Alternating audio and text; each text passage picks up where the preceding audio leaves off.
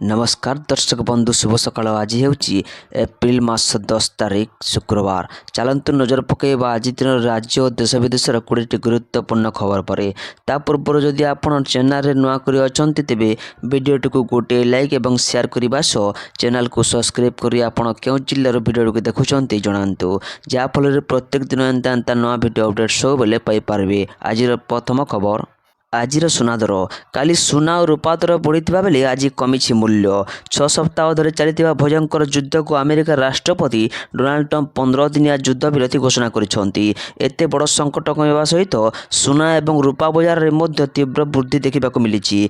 युद्ध विरति खबर पर निवेशकों आत्मविश्वास वृद्धि पाई और से निवेश करने दिगरे मन बदलाई फलस्वरूप गोटे दिन रूपार मूल्य प्राय 12,000 टंका बढ़ी बेले सुनारे हाथ मारिबा काठिकर पाठ हो पड़ी। आज भारतीय बजार रे 24 कैरेट सोनार मूल्य 1,51,480 टंका रही। सेपरी 22 कैरेट सोनार दर 1,38,850 टंका छुई। सेपरी राजधानी भुवनेश्वर रे 24 कैरेट सोनार मूल्य 10 ग्राम पिछा 1,51,480 टंका रही बेले 22 कैरेट सोनार मूल्य 1,38,850 टंका को पहुंची। अन्यपटे रूपार मूल्य किलो पिछा 2,55,000 टंका होईची। परवर्ती खबर 3 मानवरहित मिशन परीक्षण कर इसरो महाकाश को मानव को पठाइबा पूर्व इसरो सतर्कता अवलंबन करुच्ची। प्रकृत मिशन पूर्व प्रथम 3 मानवरहित मिशन परीक्षण कर इसरो बेंगलुरु रे आयोजित international conference on spacecraft mission operation उद्घाटन अवसर में इसरो मुख्य भी नारायण कहते प्रधानमंत्री नरेंद्र मोदी निर्देशाधार में आम मिशन गगनयान पर द्रुत गति काम करुचु। परवर्ती खबर राज्य में आज भी जारी रहिबो कालबैशाखी 2 दिन पर पुणी फेरिबो ताती। राज्य में आज भी जारी रहिबो कालबैशाखी प्रभाव। आज भुवनेश्वर और यार आखपाख अंचल में पाग आंशिक मेघुआ रही वर्षार संभावना भी रही। 30 ରୁ 40 किलोमीटर बेगर पवन बहिबा सह बिजुली घड़घड़ी सह वर्षा हो पारे। आसंता काली भी काँ भाग कालबैशाखी वर्षा हेबो। 11 पाग मुख्यतः सुखिला रहिबा सह ताती बढ़िबो। अनुमान करा जाउछि जे 3 दिन पर तापमात्रा प्राय 4 ରୁ 6 डिग्री बढ़ी 10 तारिख में उपकूल ओडिशार भुवनेश्वर में पारद 38 डिग्री और पश्चिम ओडिशा रे 40 डिग्री छुई पारे। 11 तारिख में झारसुगुड़ा 41 डिग्री छुई। अन्यपटे 12 उपकूल ओडिशाकर गुलगुली रे छटपट हेबो। समस्त उपकूल जिला और पार्श्ववर्ती अंचल में गरम गुलगुली अनुभूत हेबो। बालेश्वर भद्रक जाजपुर केन्द्रापड़ा कटक जगतसिंहपुर खोर्धा पुरी नयागढ़ गंजाम गजपति एथिलगी येलो वार्निंग जारी करा जायछि। परवर्ती खबर एप्रिल 27 सुधा शिशु बाटिका मैट्रिक जाए मिल यूनिफॉर्म। खरा छुट्टी पूर्व सबु छात्र छात्री को यूनिफॉर्म मिलिबो। आसंता एप्रिल 27 तारिख सुधा राज्यर शिशु बाटिका नहीं मैट्रिक पर्यंत छात्र छात्री को मिलिबो यूनिफॉर्म। पोशाकर गुणवत्ता जांच हेबो। एने स्वतंत्र गाइडलाइन जारी करिसंती ओडिशा विद्यालय शिक्षा कार्यक्रम प्राधिकरण ओसेपा। 2026-27 शिक्षा वर्ष में शिशु बाटिका 10ମ श्रेणी पिला स्कूल यूनिफॉर्म हाउस ड्रेस जोता मोजा मिलिबो। 27 सुधा पोशाक बंटन 30 सुधा पोशाकर गुणवत्ता जांच मई 2 तारिख सुधा पोशाक बंटन सरिबा सह यार सविशेष रिपोर्ट ओसेपा ऑफिस रे दिया निर्देश रही। परवर्ती खबर एणिके अंगनवाड़ी पिलांक पाठपढ़ा और स्वास्थ्यर जत्न नेबे विश्वविद्यालय छात्र छात्री। अंगनवाड़ी को आडप्ट करेंगे विश्वविद्यालय। एणिके कुनि कुनि पिलांक पाठपढ़ा और स्वास्थ्यर जत्न नेबे विश्वविद्यालय छात्र छात्री। शिशु शिक्षा को अधिक सुदृढ़ करने यूजीसी निर्देशनामा जारी करिछि। विश्वविद्यालय करेंगे मेंटरशिप। प्रति विश्वविद्यालय कॉलेज अति कम 5 ରୁ 6ଟି अंगनवाड़ी केन्द्र को पोष्य भाव ग्रहण करेंगे। फील्ड वर्क सामाजिक सेवा और एंटरशिप छात्र छात्री को यह सहायक हेबो। मुख्य शासन सचिव मानक सम्मिलनी पर नीति आयोग कार्य विवरणी प्रकाश पाई। समस्त कुलपति और अध्यक्ष को चिठी लिखि जणाई जाइछि यूजीसी। उभय सरकारी और बेसरकारी शिक्षानुष्ठान ए नियम लागू होगा जाउछि। यह केवल शिक्षा नुहे बरम समाज प्रति छात्र समाजर दायित्वबोध को आहरी वृद्धि करिबो। परवर्ती खबर सस्मित पात्र इस्तीफा ग्रहण कले नवीन। ओडिशा राजनीति एक बड़ खबर ସାମ୍ନାକୁ ଆସିଛି। ବିଜେଡି ସଂସଦୀୟ ଦଳ ନେତା ପଦରୁ ସସ୍ମିତ ପାତ୍ରଙ୍କ ଇସ୍ତଫାକୁ ଗ୍ରହଣ କଲେ ବିଜେଡି ସୁପ୍ରିମୋ ନବୀନ ପଟ୍ଟନାୟକ। ବିଜେଡି ସଭାପତି ନବୀନ ପଟ୍ଟନାୟକ ଆଜି ରାଜ୍ୟସଭା ସାଂସଦ ଡକ୍ଟର ସସ୍ମିତ ପାତ୍ରଙ୍କ ସଂସଦୀୟ ଦଳ ନେତା ପଦରୁ ଇସ୍ତଫା ଗ୍ରହଣ କରିଛନ୍ତି। ସସ୍ମିତ ପାତ୍ର ରାଜ୍ୟସଭାରେ ବିଜେଡି ସଂସଦୀୟ ଦଳର ନେତା ଭାବେ କାର୍ଯ୍ୟ କରୁଥିଲେ। ସେ ନିଜ ପଦରୁ ଇସ୍ତଫା ଦେଇଛନ୍ତି ଏବଂ ତାଙ୍କର ଏହି ଇସ୍ତଫା ପତ୍ରକୁ ଦଳୀୟ ସଭାପତି ଅନୁମୋଦନ କରିଛନ୍ତି। ପରବର୍ତ୍ତୀ ଖବର, ଆସନ୍ତାକାଲି ବସିବା ଗୁରୁତ୍ୱପୂର୍ଣ୍ଣ ରାଜ୍ୟ କ୍ୟାବିନେଟ୍ ବୈଠକ।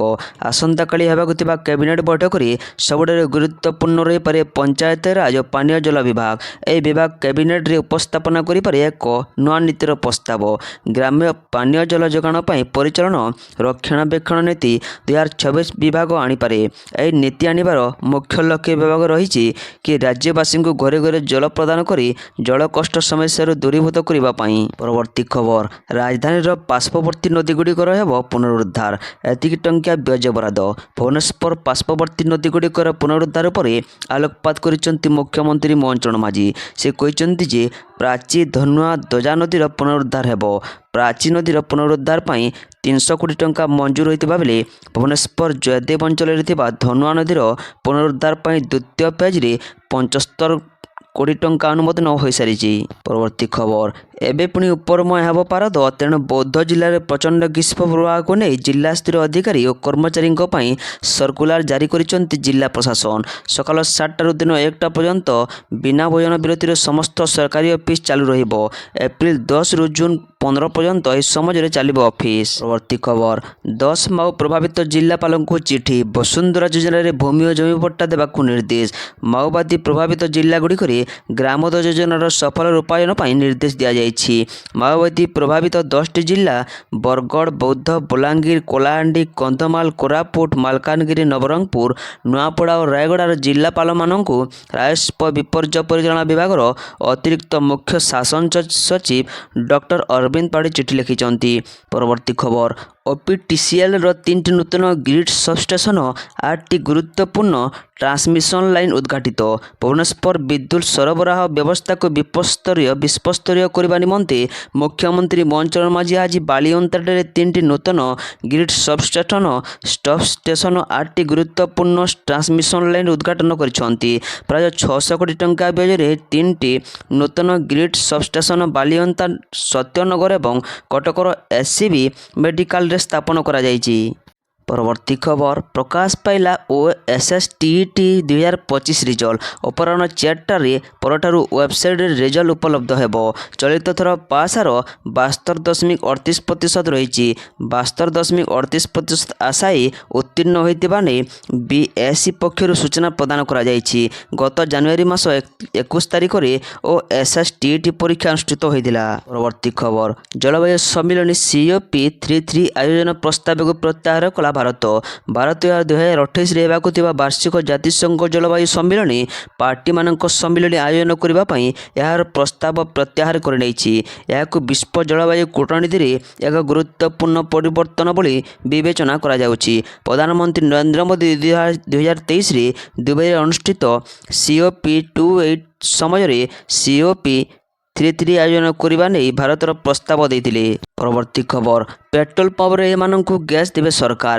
କିଛି ଦିନର ଟଣାଓଟରା ପରେ ଶେଷରେ 5 କିଲୋ ଗ୍ୟାସ୍ ବିତରଣ ପାଇଁ ନିଷ୍ପତ୍ତି ନେଇଛନ୍ତି ସରକାର। ଏଣିକି 5 କିଲୋ ଗ୍ୟାସ୍ ପେଟ୍ରୋଲ ପମ୍ପରେ ମିଳିବ ବୋଲି କହିଛନ୍ତି ମନ୍ତ୍ରୀ କୃଷ୍ଣଚନ୍ଦ୍ର ପାତ୍ର।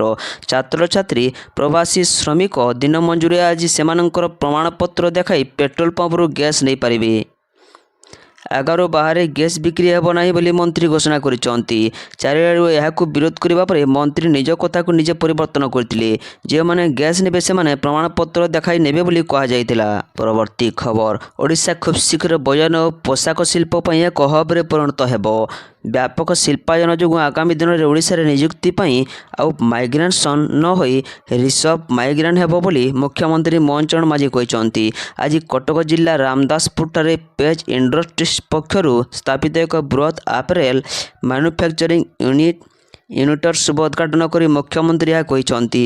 ପ୍ରାୟ 750 କୋଟି ଟଙ୍କା ବିନିଯୋଗରେ ସ୍ଥାପିତ ଏହି ଉଦ୍ୟୋଗ ଦ୍ୱାରା 5800 ଅଧିକ ଯୁବକ ଯୁବତୀଙ୍କ ପାଇଁ ନୂତନ ନିଯୁକ୍ତି ସୃଷ୍ଟି ହୋଇଛି। ପରବର୍ତ୍ତୀ ଖବର, ଲେବାନରେ ବୁଧବାର ରାତ୍ରି ଇସ୍ରାଏଲ ଏକ ସିରିଜ୍ ବିମାନ ଆକ୍ରମଣ କରିଥିଲା। ରିପୋର୍ଟ ଅନୁଯାୟୀ ଇସ୍ରାଏଲ 10 ମିନିଟ୍ ମଧ୍ୟରେ 100ରୁ ଅଧିକ ଲକ୍ଷ୍ୟସ୍ଥଳକୁ ଆକ୍ରମଣ କରିଥିଲା, ଯାହା ହିଜବୁଲା କମାଣ୍ଡ ସେଣ୍ଟର ଏବଂ ସାମରିକ ଘାଟି ବୋଲି ବର୍ଣ୍ଣନା କରାଯାଇଛି। ଏହି ଆକ୍ରମଣରେ 2050ରୁ ଅଧିକ ଲୋକଙ୍କ ମୃତ୍ୟୁ ନିଶ୍ଚିତ ହୋଇଛି। ଅଧିକାରୀମାନେ କହିଛନ୍ତି ଯେ ଇରାନରେ ଯୁଦ୍ଧ ବିରତି ସତ୍ତ୍ୱେ ଲେବାନ ସଶସ୍ତ୍ର ଗୋଷ୍ଠୀ ହିଜବୁଲା ବିରୁଦ୍ଧରେ ଯୁଦ୍ଧ ଜାରି ରହିଛି। ପରବର୍ତ୍ତୀ ଖବର, ଏଲ୍ପିଜି ଗ୍ୟାସ୍ କଳାବଜାରୀ, ରାଜ୍ୟବ୍ୟାପୀ ଚଢ଼ାଉ ଜୋରଦାର। ରାଜ୍ୟରେ ଏଲ୍ପିଜି ଗ୍ୟାସ୍ ଯୋଗାଣ ସ୍ୱାଭାବିକ ରହିଛି, ମାତ୍ର ବିଭିନ୍ନ କାରଣ ଦର୍ଶାଇ କିଛି କଳାବଜାରୀ ଓ ଅସାଧୁ ବ୍ୟକ୍ତି ବେଆଇନ ଭାବରେ ଗ୍ୟାସ୍ ସିଲିଣ୍ଡର ମଜବୁତ ରଖିବା ଖବର ସରକାରଙ୍କ ଦୃଷ୍ଟିକୁ ଆସିଛି। ଏହାକୁ ପ୍ରତିହତ କରିବା ପାଇଁ ଯୋଗାଣ ବିଭାଗ ପକ୍ଷରୁ ଦୃଢ଼ କାର୍ଯ୍ୟାନୁଷ୍ଠାନ ଗ୍ରହଣ କରାଯାଉଛି। ବିଭିନ୍ନ ଜିଲ୍ଲାରେ ଯୋଗାଣ ବିଭାଗ ଅଧିକାରୀମାନେ ଟିମ୍ମାନ ଗଠନ କରି ଏ ସମ୍ପର୍କିତ ଖବର ଉପରେ ଦୃଢ଼ କାର୍ଯ୍ୟାନୁଷ୍ଠାନ ଗ୍ରହଣ ପୂର୍ବକ ଯାଞ୍ଚ କରୁଛନ୍ତି। ପରବର୍ତ୍ତୀ ଖବର, 2 ଦିନ କାଳବୈଶାଖୀର ସମ୍ଭାବନା, 12ରୁ ପୁଣି ଫେରିବ ତାତି। ଆହୁରି 2 ଦିନ ରାଜ୍ୟରେ କାଳବୈଶାଖୀର ସମ୍ଭାବନା, 12ରୁ ପୁଣି ଫେରିବ ତାତି। ଭୀଷଣ ଗରମ ଗୁଳୁଗୁଳି ହେବ, ଉପରମୁହାଁ ହେବ ପାରଦ। 10 ତାରିଖ ବେଳକୁ ପଶ୍ଚିମ ଓଡ଼ିଶା 40 ଡିଗ୍ରୀ ଡେଇଁବ।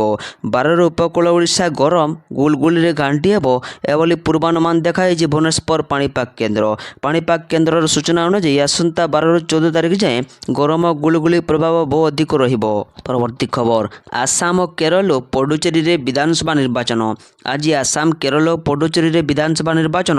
2 ରାଜ୍ୟ ଓ ଗୋଟିଏ କେନ୍ଦ୍ର ଶାସିତ ଅଞ୍ଚଳର 296 ଆସନରେ ଭୋଟ। 1899 ପ୍ରାର୍ଥୀଙ୍କ ରାଜ୍ୟ ନିର୍ଦ୍ଧାରଣ କରିବେ ଭୋଟର। ଗୋଟିଏ ପର୍ଯ୍ୟାୟରେ ହେବ ଭୋଟ। ମେ 4ରେ ଫଳାଫଳ ଘୋଷଣା।